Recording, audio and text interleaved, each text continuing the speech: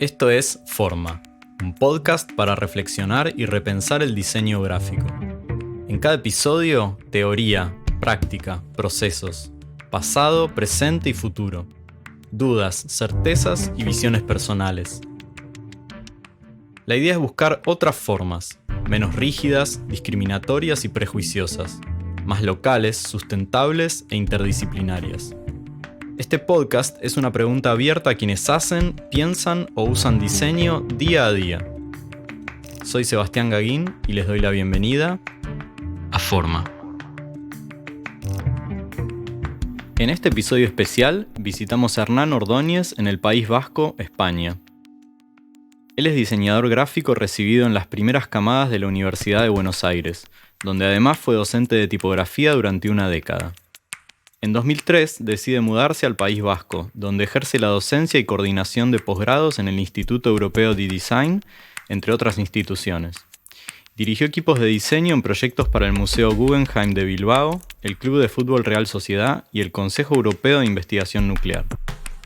Invitamos a Hernán para conversar sobre la educación del diseño en ambos lados del Atlántico, el trabajo para grandes instituciones, la creatividad y el futuro de la profesión. Desde Tabacalera, Centro de Cultura Contemporánea, la conversación con Hernán Ordóñez. Bueno, bienvenido Hernán. Gracias por recibirnos. Y gracias también a Tabacalera, que nos cedió el espacio acá en San Sebastián, Donostia, en el País Vasco. Bueno, gracias a vos también, Hernán. Bueno, muchas gracias a vos por acercarte hasta San Sebastián. Y nada, bueno, muy contento de poder estar en este podcast, ¿no? Es un placer. Bueno, por mí empecemos ya, vamos por el principio.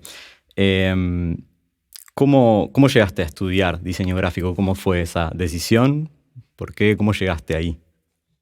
Yo creo que no sabía muy bien qué era el diseño gráfico, pero en esa época, fines de los 80, mediados de los 80, se vivía una efervescencia cultural en la ciudad de Buenos Aires que llevaba, bueno, desde lo más relevante eran los grupos de música underground que después terminaron siendo mainstream, ¿no? De muy buena calidad, una época muy divertida en la que los chicos teenagers, como era yo en ese momento, pues hacíamos grafitis, que estaba penado por la ley. Y no sé, hacíamos las tapas de los discos de estos grupos. Yo forraba las carpetas de mis compañeros del secundario con collage, decían el tema, yo hacía los collages, forraba las carpetas. Y también había estudiado dibujo técnico en el colegio La Salle, donde fui, en Florida. Y un poco intuitivamente te ibas para ese lado, pero no sabía. Cuando estaba terminando el colegio secundario, hice una orientación vocacional y me dio para las carreras de diseño que estaban empezando. Creo que no se sabía que iban a empezar. Y a partir de eso me decanté por diseño gráfico. Me parecía más divertido. Bueno, y entonces estudiaste en esas primeras camadas Sí. de la FADU en la Universidad de Buenos Sí. Aires. ¿Qué te queda esa experiencia? ¿Cómo fue? No, fue determinante, porque pasar a ser como se dice aquí, un chico guay. Guay es como cancherito, que haces grafitis, haces collage, haces cosas que tienen soluciones gráficas o visuales, a encontrarte que un día alguien te dice, el día que diseñes algo, por ejemplo, una silla, sillas hay miles, te tenés que preguntar si es necesaria una silla o te tenés que preguntar cuál es el problema de una persona al sentarse. Y ese día yo me acuerdo que volví a mi casa pensando que ya era otro juego, ¿no? Era como la diferencia en jugar en inferiores y jugar en primera. La cabeza, ese pequeño detalle de Tomás Maldonado me cambió me cambió la perspectiva y después durante la carrera también hubo momentos de impacto donde yo crecía como diseñador con una energía y unos resultados inesperados para mí, ¿no? Había algo, se olía algo de eso como de que fuera el principio Sí. de las carreras esas de diseño. Si bien la profesión existía como tal vez era el principio en la UBA. Sí. ¿En qué recordás que tal vez podías No, sabíamos. incluirlo? A ver, yo recuerdo que, mira, en los 4 años íbamos de lunes a sábado, inclusive el sábado. Yo además trabajaba, entrenaba, salía. Yo salía un jueves de mi casa con un bolso y volvía el martes, ¿no? Pero todos sabían porque eran como un grupo, hicimos un grupo de amigos divertidísimo. Era tan divertido ese grupo que la inmensa mayoría no terminó la carrera, ¿no? Pero después nos fuimos haciendo esta cosa de estudiar, trabajar y hacer todo juntos. Éramos como una pequeña gran familia. Éramos 150 alumnos la segunda cámara. La primera fueron poquitos, 17 o algo así. Que además nos conocíamos también. Y algo sabíamos que estábamos haciendo, pero no sabíamos muy bien qué. Era como un heredero del do it yourself, ¿no? Vamos a hacer algo, pero no sabemos. De hecho, pasaron 2 años hasta que el diario Clarín tenía unos anuncios clasificados para trabajo, para que aparezca el primero de diseño gráfico. Y había una fila larguísima, estábamos todos para eso, ¿no? Terminabas trabajando en una agencia de publicidad, cosa que a mí me tocó muy rápido y me di cuenta enseguida que no me gustaba, pero que estaba bueno jugar en primera, ¿no? Que las patadas son un poco más duras que en la reserva, ¿no? Pero sí sabíamos que estábamos haciendo. No me preguntes qué, porque nadie lo sabía, pero que algo nuevo venía y que lo queríamos hacer y que lo íbamos a hacer seguro. Solés mencionar que cursaste con Rubén Fontana. Sí. También mencionás mucho a Enrique Longinotti, donde fuiste docente en su cátedra de tipografía en la misma universidad, que ambos son como referentes, interesantes, al menos en la región. ¿Por qué fueron tan importantes para vos? ¿Cómo actuaron ahí? Mira, con Rubén Fontana a mí me parece que es un tipo que nos cambió la mentalidad de la carrera a todos los que cursamos aquel primer seminario de tipografía los sábados de 9 a 1, pero Rubén nos hacía quedar a veces hasta las 5 de la tarde. Hasta que no estaba bien no nos íbamos. Y no lo sentíamos. La verdad que era fantástico. Y eso es un poquito lo que te contaba antes, que esa energía, esa gasolina el seminario fue anual todo el año, pero que a los 4 meses ya estabas haciendo cosas que el resto de tus compañeros no hacían. Los que no estaban cursando eso no lo hacían. Ese seminario empezaron, creo que éramos 500 en un aula gigante en la uni, terminamos 83. De los 83 seguimos muchísimo en contacto. Todos no han tenido ningún problema para trabajar y desempeñarse en cualquier lugar del mundo. Y eso para mí fue importantísimo. A partir de ahí, el conocimiento de lo tipográfico, que era un seminario optativo en tipografía. Fue un impulso para que se implemente la materia de tipografía, y es ahí cuando me llama Néstor Canavarro y Corina Capuano, 2 amigos, grandísimos amigos que conservo al día de hoy, hablo semanalmente con ellos, y para invitarme, que les había dicho Guillermo Coni Molina, un director de cátedra célebre, único, al tipo que admiro muchísimo, y que iba a hacer su cátedra de tipografía y quería que yo participe de eso, y por supuesto dije que no, que nunca había sido docente y tal, y me dijeron que iba a ser un placer trabajar también con Enrique Longinotti, que era el adjunto, y Connie Molina le dijo a Néstor y a Corina: el flaco tiene que estar, díganle cualquier cosa, pero... Y me embaucaron de alguna manera, por esto lo sabemos todos, no hay nada que ocultar. Y enseguida, ¿no? Se armó un grupo súper lindo de trabajo, muy, muy profesional, y ya pudimos implementar lo tipográfico ya más allá de lo que era el diseño de la letra, sino una herramienta para leer y escribir y para diseñar la comunicación, ¿no? Bueno, y hablando entonces como de cosas nuevas, después de un tiempo de trabajo y de docencia en Buenos Aires, te mudaste acá al País Vasco. Sí. Más allá de, obviamente, lo personal, de la vida del día a día, ¿cómo fue ese cambio en tu trabajo? Y si notaste diferencias como tanto en la definición como en la práctica del diseño entre Argentina y Latinoamérica y Europa, o específicamente España. Sí, noté muchas diferencias. Lo primero, yo venía a dictar workshops. Era curioso porque la palabra workshop había que traducirla, no existía. Ahora es pues, de todos los días, ¿no? No la inventé yo, por supuesto, pero es lo que ocurría en ese momento. Y uno viene de Argentina con muchas, primero con menos edad y después con muchas, ¿cómo te puedo decir? Idealizaciones de lo que puede hacer Europa y en este caso España.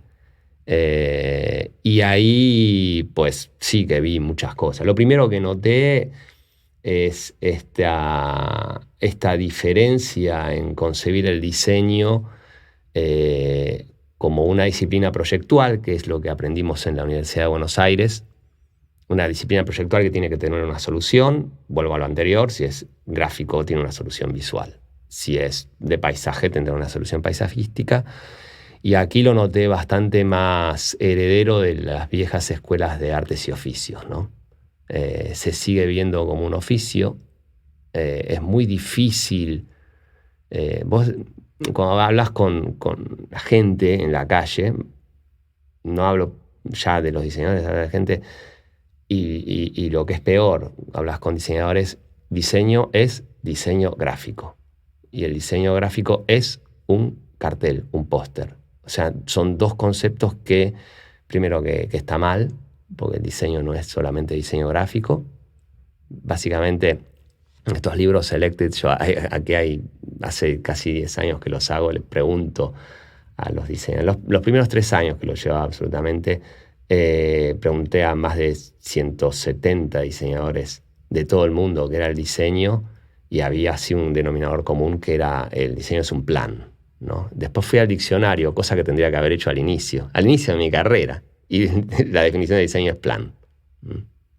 Por lo tanto, es una disciplina proyectual. Sin plan no hay diseño. Y después hay una solución.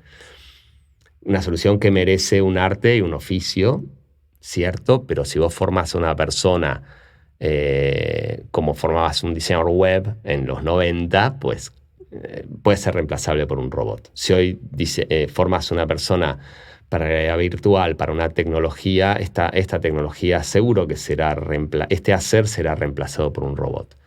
En cambio, si formas a una persona para que piense alternativas innovadoras, para que el diseño impulse a la innovación, por lo tanto al cambio, por lo tanto a la novedad, necesitas un tipo que se cuestione y que planifique con una propuesta y que intente hacerlo y que saque conclusiones de lo que salió bien en ese hacerlo y de lo que no salió bien para poder mejorarlo.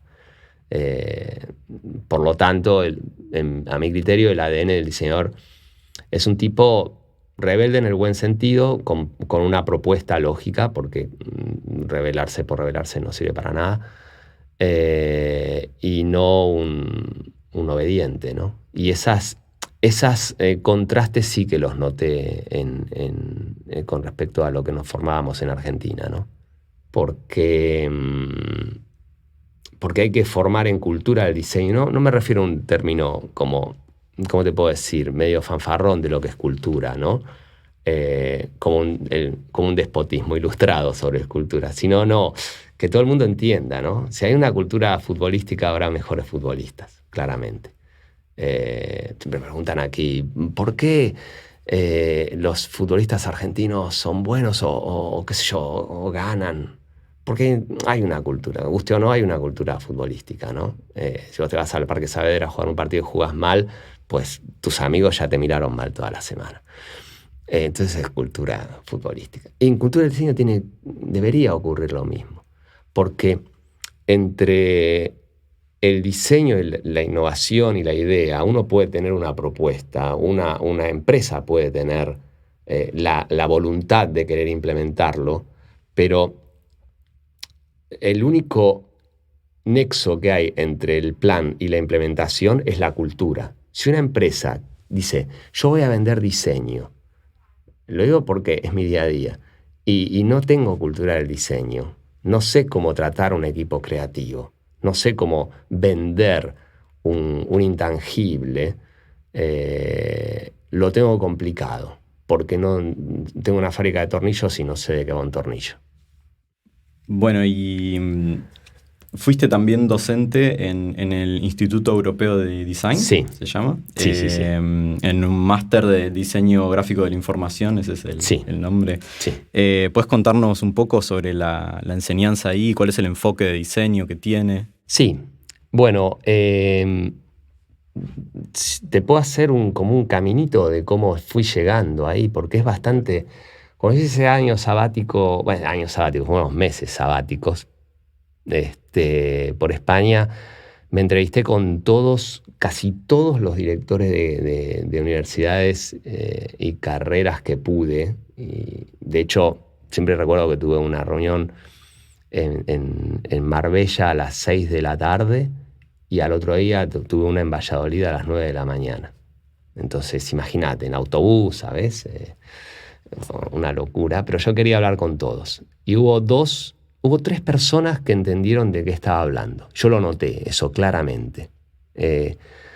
Una fue Rosa Rico, la directora de arte de la Escuela de Valladolid. La directora, perdón, de la Escuela de Arte de Valladolid. La otra persona fue Raquel Pelta, que a mi criterio es la persona que está mejor informada en cuanto a diseño en España. Y la otra persona fue Alessandro Manetti en el Instituto Europeo de Design, que recién estaba empezando en Barcelona. Y a partir de ahí, yo después volví, tuve la oportunidad de entrar en una escuela pequeñita que había en Irún, pero que había muy buena calidad de estudiantes en otros lados. Y me quedé aquí, fui contratado por esa escuela, hice buenos compañeros también, muy buenos compañeros, muy divertido, con muy buenos resultados, inmediatos. A partir de eso, Manetti y Luciana Leverato, que es una diseñadora amiga que estaba trabajando en el IED como directora académica, creo que estaba, me dice, mira, Alessandro quiere que vengas. Bueno, pero... Entonces yo dije, bueno, la verdad que el perfil es internacional, multicultural, por ahí me siento más cómodo que como estaba aquí. Era una etapa terminada también, y me dolió mucho porque yo dejaba que acá es mi tierra, ¿no? Y nada, como vivo enfrente del aeropuerto, al final vuelo todas las semanas a Barcelona y empezamos a desarrollar. Y ahí fue cuando yo me planteé que el diseño gráfico tenía que tener un futuro, ¿no? Y el futuro en ese momento estaba en lo que era el diseño de la información aplicado al branding para media. Entonces llamamos un nombre muy largo, diseño gráfico de la información y media branding. Y lo que hice fue también proponer, porque si yo tengo esta obsesión por conectar la universidad con la sociedad y con la industria, hablar con las 2 compañías de entretenimiento más fuertes que había en ese momento, que son Turner, que me dio las marcas para experimentar, y Fox, que nos mandaba al equipo creativo de Madrid una semana y además nos colaboraba, ¿no? Una cosa que era raro, ¿viste? Porque estas 2 compañías nunca habían trabajado juntas. Ahora comparten, por ejemplo, el fútbol argentino, creo, ¿no? El fútbol de América. Y fue muy bueno, funcionó muy bien, tanto que el Centro Cultural de España en Buenos Aires, que parte de la Embajada de España en Buenos Aires, lo nombró de interés cultural al máster. Y ese máster se hizo durante 4 ediciones. Muy bien. Con muy buenos resultados, y digo esto porque los alumnos ya los que salían del máster no los podía contratar ni yo ni nadie, porque se pegaban unos trabajos buenísimos, Holanda, México, por el mundo, y los íbamos perdiendo, ¿no? Pero bueno, el máster duraba unos meses, no duraba años. Y era muy ágil porque vos podés, al no ser títulos oficiales, no estás sometido a tantas cuestiones de decisiones políticas que están muy distantes del diseño. Me interesa ver un poco, hacer foco como en estas diferencias que a lo lejos parece que hay grandes diferencias como en estos tipos de modelos de enseñanza acá, y al menos el modelo más masivo que hay en algunas universidades en Argentina. Un poco lo que hablabas, esto como de una universidad más experimental, como puede ser en la UBA, y otra más volcada a proyectos reales o a la industria. Sí. Talleres de gran escala, como puede haber también en la Universidad de Buenos Aires, y talleres más pequeños con menos alumnos, cierta escasez de recursos en Sudamérica y lo que pareciera ser como una abundancia o más acceso tecnológico. ¿Cuál es tu visión sobre todo esto?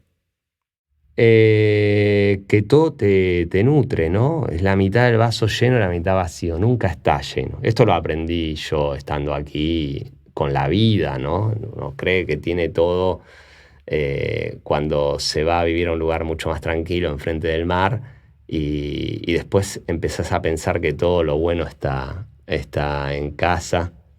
De nuevo, soy un tipo con muchísima buena suerte porque pude participar de esa Universidad de Buenos Aires como alumno, como docente, y después pude trabajar en el Instituto Europeo de Design que tiene una visión y una realidad absolutamente multicultural, no solo internacional, sino multicultural, y que muchas veces me hayan dicho que sí a algunas propuestas.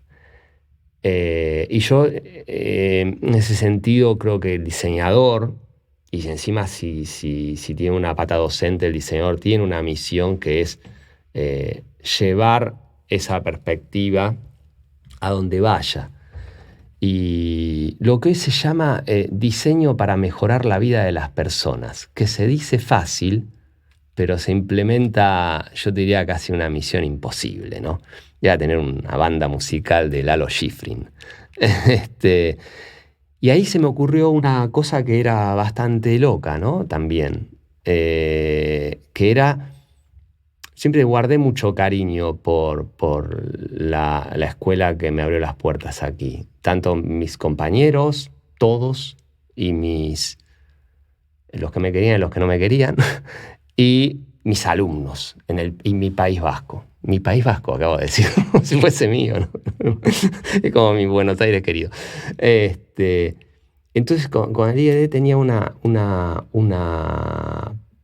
idea de expansión. A mí se me ocurrió que esta escuela pequeña que se había ido a Bilbao podría tener muchísima más gasolina y muchísimo más soporte, mucho más impacto, y un impacto internacional, si se fusionaba con el IED.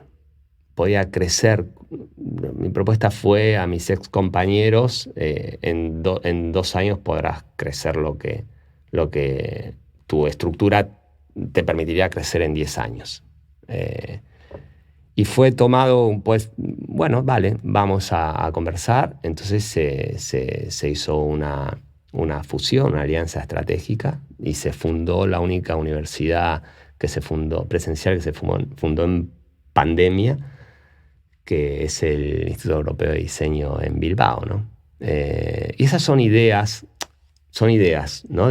Para mí eso es un diseño para mejorar la vida de las personas. De hecho, ahí trabajan con mejores condiciones quienes fueron mis compañeros, como yo escuché en algún momento las conversaciones con docentes. No, pero de algo hay que vivir. Y justo esto de la docencia no es de algo hay que vivir, no va por acá, no va por acá. Va por otra cosa. Hay que vivir del diseño. Bueno, me interesaba hablar también de esta formación que te apasiona un montón. Y te escuché decir que el diseño balance es como creatividad y esto que hablabas de un plan, ¿no? Como un pensamiento lógico, estratégico. Y, y la palabra creatividad, al menos en el diseño gráfico en general en Argentina, está medio bastardeada, ¿no? Está como muy ligada a la publicidad en general. Pero ¿cómo se enseña la creatividad? Mirá, primero que es detestable la palabra creatividad. Han convertido la palabra más bonita del mundo en, en lo peor, ¿no? ¿Cómo se enseña algo que no se puede aprender? ¿No? Es curioso. Entonces yo la reemplazaría por imaginación. Esa, por ahí, a mi criterio, me parece más apropiada. La diferencia entre imaginación y fantasía es que la fantasía no se puede realizar y la imaginación hay que encontrar las herramientas, el equipo y la gente que te permita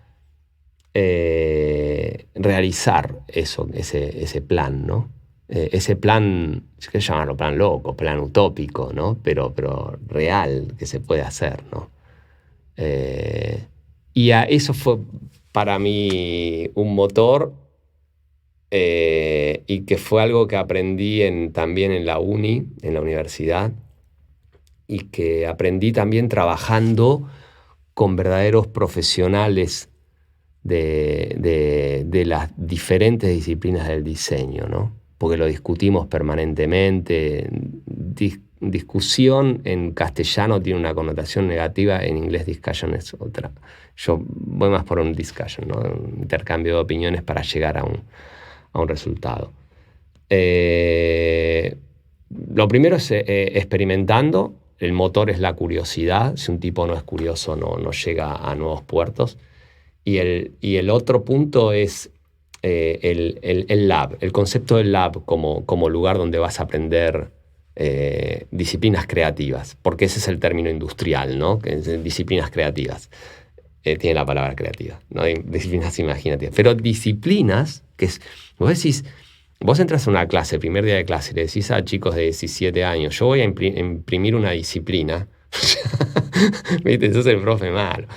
Pero hay cierto rigor y cierta organización que tiene que ver con el pensamiento proyectual, para que te organice y te permita ser absolutamente más creativo. Tienes que conocer muy, muy bien el reglamento para poder jugar con el reglamento. Te lo dice cualquier abogado, te lo dice cualquier deportista, te lo dice cualquier médico. Médico, quirófano abre y, ok, sabe que se va a encontrar algo, pero lo que te encontrás después en realidad, pues, es inesperado. Y ahí está la imaginación, creatividad. ¿Cómo se enseña? Laboratorio. Y se aprende permanentemente. En ese sentido, ¿hacia dónde va la enseñanza del diseño? ¿Cómo ves ese campo a futuro? Yo creo que es una disciplina y una enseñanza que es como la policía y los ladrones, ¿viste? Los ladrones siempre están un paso adelante y son los que le marcan el paso a la poli, ¿no? Siempre el poli corre al ladrón, pues el ladrón hizo algo antes. Investigó, miró, a ver, ¿qué puedo hacer aquí para hacer esto? ¡Ping! Vale, robo un banco. La antigua. Entonces viene, sirenas, hasta que llegan las sirenas y tal. Y eso un poco pasa con la educación. ¿Hacia dónde va? Espero que no vaya a un punto de confusión, de que nadie sabe qué es el diseño. A veces me pasa que yo le pregunto a un médico qué es la medicina, todos me responden. Y hago el ejercicio. Le pregunto a un diseñador, a un estudiante de diseño, qué es el diseño, y se escapa, ¿no? No pueden dar una definición. O a un industrial del diseño, un tipo que tiene una empresa del diseño, que vende diseño, pues no sabe qué es el diseño. Tiene dos alternativas ese tipo: formarse o delegar en la gente que sabe y confiar y pedirle resultados. Siempre que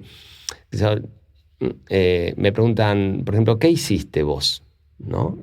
¿Qué trabajos hiciste? Yo creo que la pregunta es, ¿qué hiciste y qué impacto tuvo lo que hiciste? ¿Y hacia dónde va? De nuevo, que vuelvo a esto, porque no es que esté esquivando la respuesta, sino que lo tengo muy difuso. Se ha convertido en una pistola con perdigones, ¿viste? Spread, mucho. En algún momento se enfocará. Y hay soluciones, ¿eh? Hay carreras de diseño sin apellido, donde se aprende a diseñar. Y eso creo que es feliz. Hay carreras de diseño nuevas, como, bueno, yo cómo conecto los... A ver, se sabe que una marca se sostiene hoy por el data science, ¿no? ¿Cómo enseño para que desde los datos construir o sostener una marca, por ejemplo, ¿no? Y hablar, y ahí van, un poquito por ese lado van los dos grandes caminos del diseño, de las enseñanzas en diseño. Enseñar diseño o enseñar diseño en algo específico, pero a mi criterio que la parte de solución técnica del arte y oficio sea una parte de la formación, no toda. Hablabas también como de estas nuevas partes tecnológicas y que está muy relacionado con la tecnología, la inteligencia artificial, ¿no? Como las redes empiezan también a conectarse un poco con crisis constantes del mundo, control digital, o sea, y relacionado también con la educación del diseño y pensando en esos diseñadores y diseñadoras a futuro. ¿Debería o podría haber un rol distinto de los y las diseñadoras gráficas a futuro? Debería formarse gente que no sea reemplazada por robots. Diseñadores que no sean reemplazados. Si yo, de nuevo, formo diseñador web, pues ese diseño web yo te puedo asegurar ya por experiencia que tiene 3 años de vida en el mercado. Diseñador de realidad virtual, 3 años de vida en el mercado, porque será reemplazado naturalmente por un robot. Si hoy querés hacer un logotipo, vos vas a un website y te tiran 100 opciones, pagas €1. Ahora el ADN de marca y cómo vas a hacer una historia, cómo vas a contar una historia, qué historia vas a contar, qué historia detectaste, qué historia vas a contar y cómo la vas a contar, es muy diferente, ¿no? Y en ese sentido tiene que haber una voluntad del estudiante de diseño y del diseñador de exigir esto, ¿no? Me interesa girar un poco hacia tu práctica profesional, más allá de la docencia. Tuviste ciertos clientes como interesantes, importantes, al menos aquí, como el Museo Guggenheim de Bilbao o el equipo de fútbol, la Real Sociedad. ¿Puedes contarnos un poco más sobre estos proyectos? ¿Cómo está conformado tu equipo de trabajo? Si tenés una metodología. El equipo es absolutamente orgánico, ¿no? Porque al final tenés un panorama de gente que es como si fuese un colectivo que vos podés seleccionar con quién trabajás, ¿no? Más que nada ad hoc, ¿no? La adocracia, ¿no? Yo necesito para este proyecto estas determinadas personas que me den esta solución. A partir de eso, proyectos como la Real Sociedad o Guggenheim vienen a través de una empresa.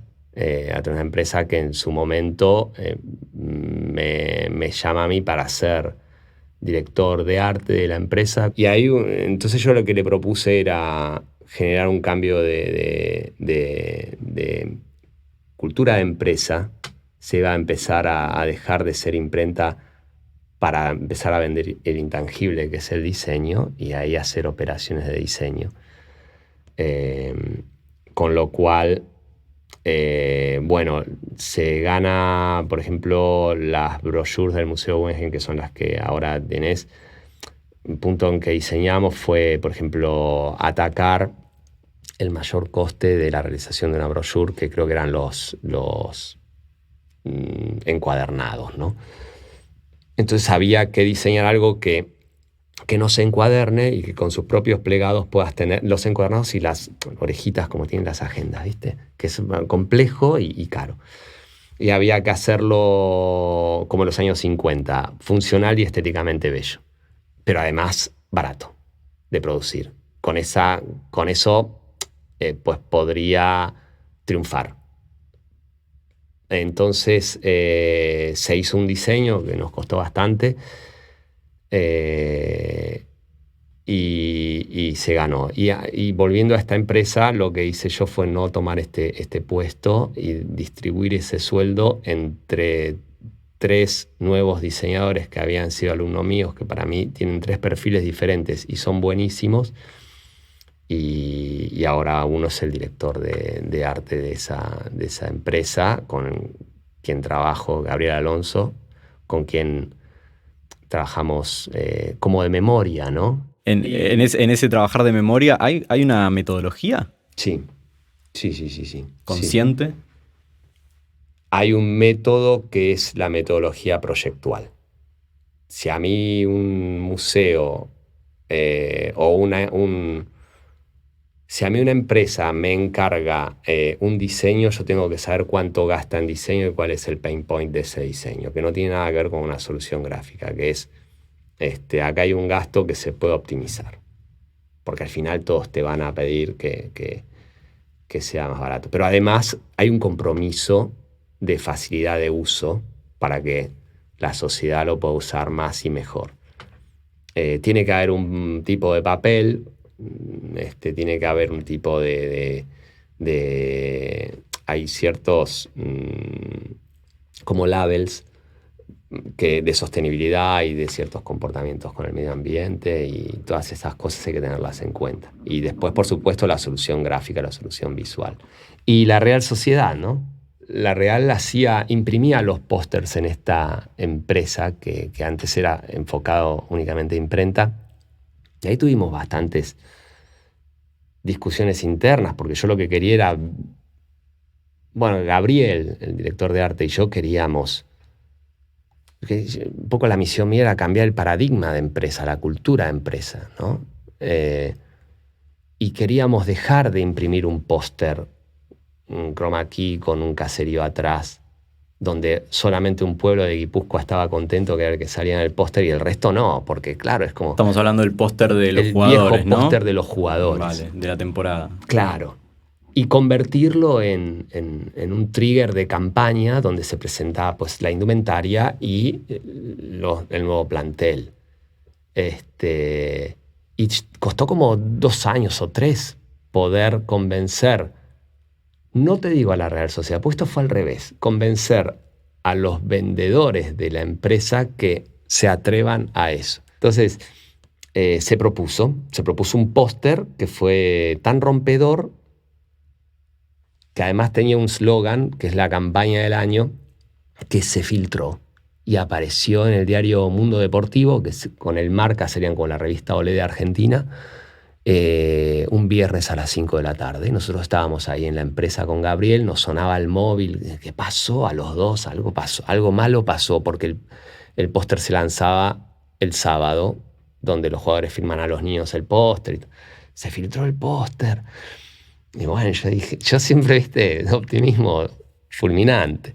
Esto es bueno porque están hablando del póster de la Real Sociedad, no del Real Madrid, del Barça. Entonces eso fue fascinante y a partir de ahí ya se le otorgaba a la empresa la campaña, la empresa nos otorgaba a nosotros esa cuenta para que hagamos cosas que el resto no hacía. Y hicimos, bueno, desde cambio interiorismo dentro del estadio, la tienda, la campaña, pósters exclusivos de jugadores con David Silva, con Isaac, que son como estrellas. Es curioso porque ese cambio de mentalidad se traduce pero no es por un póster, esto lo quiero aclarar, pero es un cambio de mentalidad ya del club que acepta esto, que acepta la novedad. Y pasó de ser un club de mitad de tabla, de segunda a mitad de tabla y ahí siempre peleando por nada, a ser el campeón de la Copa del Rey de España ante el Athletic de Bilbao. Impacta, ¿viste? Todo ese cambio de mentalidad ayuda. Y entonces, vos fijate que cuanto más diseño hay, más trabajo hay para todos. Un efecto dominó. Siempre, siempre. Y ya no es más un póster con un caserío. Si seguíamos con la idea de imprimir un póster con un caserío de fondo, todo esto no hubiese ocurrido. Entonces, como diseñador, en algún momento tenés que demostrar carácter. Va en eso, no tenerle miedo a las cosas, pero después lograr cierto fundamento para darle solución a estas cosas, ¿no? ¿Y ahora en qué estás trabajando últimamente o a futuro? Ahora, bueno, tuve un proyecto que es súper interesante. Mira, un proyecto que implementamos, que lo propuse en España y no funcionó, entonces lo aceptó la UADE, la Universidad Argentina de la Empresa. Fue a hacer la primera diplomatura de branding, pero desde los datos. Y el proyecto NEOM, no sé si lo conoces, es una ciudad lineal que está haciendo el rey de Saudi Arabia en Saudi Arabia. Es una ciudad que atraviesa Saudi Arabia de océano a océano, 170 kilómetros, 3 pisos, la ciudad del futuro, una locura. Fui convocado para diseñar el estilo de vida de la ciudad. Había 9 equipos diferentes y trabajé en conjunto con una colega que también había pasado por mis clases. No me gusta decir fue alumno mío porque en realidad... Y nos llevamos siempre súper bien, Danae Fisher, y armamos un equipo para dar solución a ese problema. Y fundamental también en el equipo era Jürgen Sallenbacher, ¿no? Y pudimos hacer eso. Y los 9 que trabajamos, liderados por también 2 personas que llevan toda esta parte del proyecto,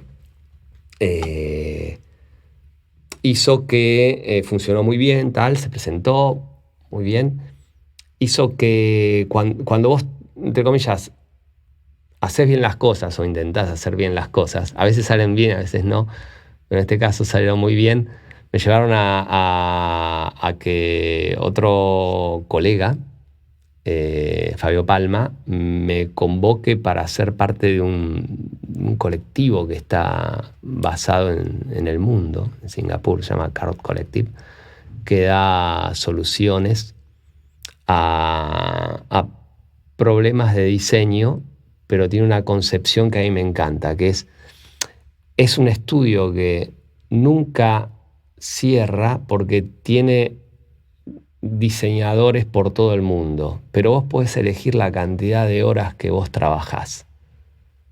De modo que armamos un equipo, entonces ese equipo, yo sé que trabajo este tiempo y cuando este es mi trabajo, vos accedés, cuando yo dejo accedés vos, entonces se pueden dar soluciones. Franjas horarias, digamos, franjas el horarias. kiosco 24 horas. Exactamente. Del diseño. Y diferentes culturas, diferentes puntos de vista. Entonces, esto me gusta porque vos pasás la pelota de tu proyecto y cuando la recibís un día más tarde, o en el momento que la recibís, te encontrás otro proyecto. Generalmente mejorado. Generalmente, yo diría que siempre mejorado.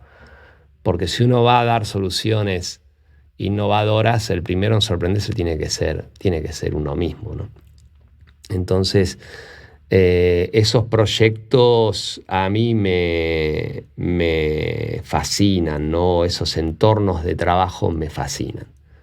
Me fascinan y de nuevo distan mucho de ser una cosa ultra local, ¿viste?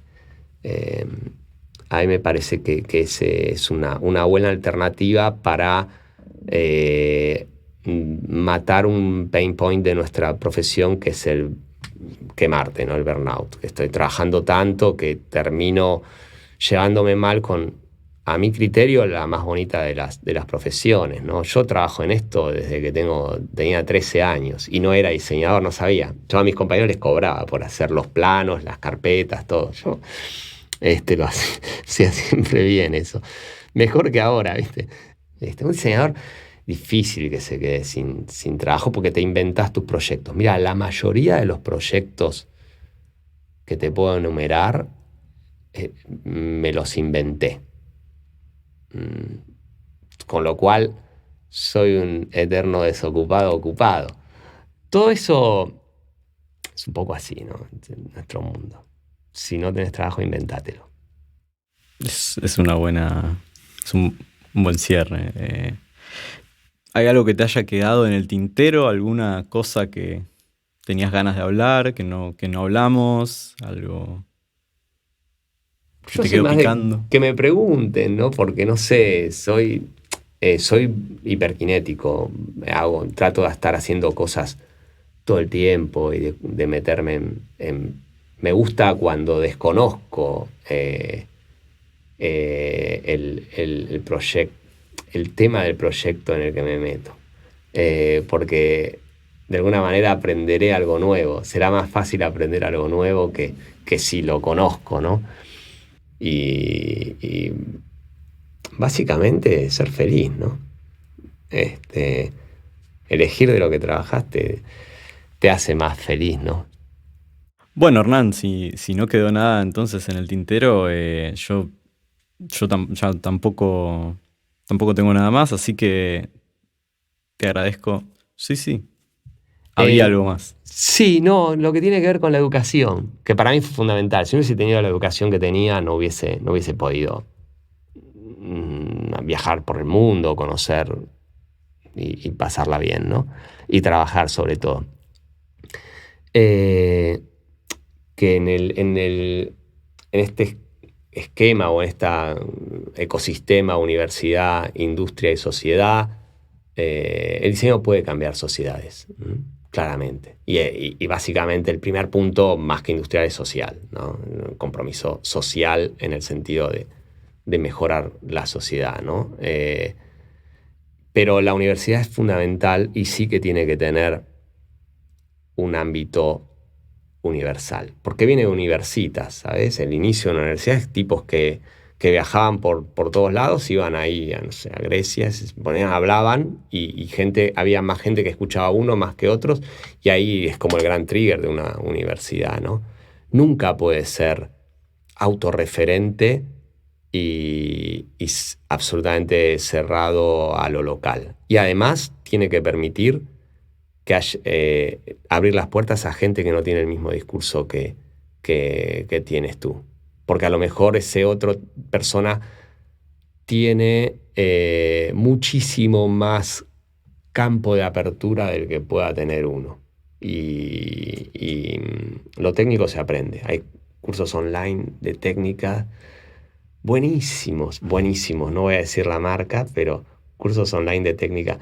Pero la pregunta que me hiciste vos, es muy difícil que alguien te enseñe creatividad o imaginación, la gestión de la creatividad, de la imaginación y pensamiento proyectual, ¿no? Porque se ejercita permanentemente. Bueno, para mí es un gran final. Así que te agradezco mucho. Fue un placer, yo lo disfruté mucho, así que gracias. Muchas gracias. Muchas gracias.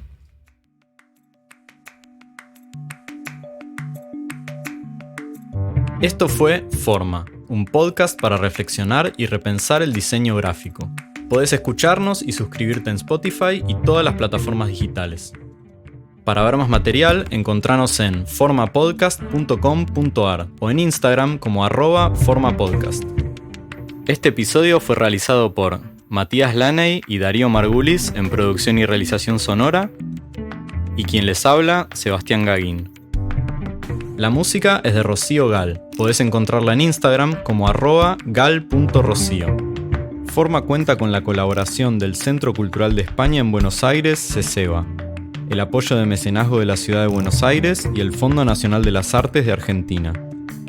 Agradecemos especialmente a Tabacalera, Centro de Cultura Contemporánea en Donostia, San Sebastián, donde fue grabado este episodio. Gracias por escuchar y hasta la próxima.